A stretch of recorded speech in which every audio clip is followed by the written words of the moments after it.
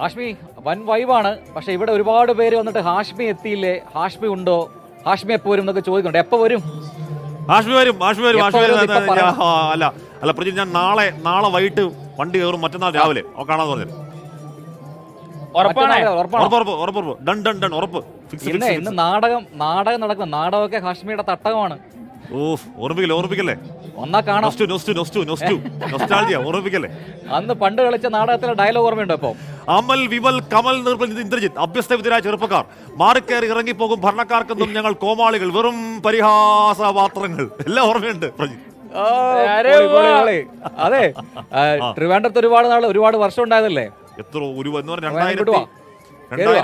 2006 journalism പഠിക്കാൻ വേണ്ടി പോയതാ. 2006 മുതൽ ഒരു 3 വർഷം മുമ്പ് വരെ തിരുവനന്തപുരം തന്നെ ആയിരുന്നു. ഇടയ്ക്ക് ഒരു 1.5-2 വർഷം ഡൽഹി ഒഴിച്ചു നിർത്തി. അപ്പൊ ആ സമയം മുതൽ വീട്ടിലൊന്നും പോകാറില്ല, മൊത്തം വർക്കാണല്ലേ?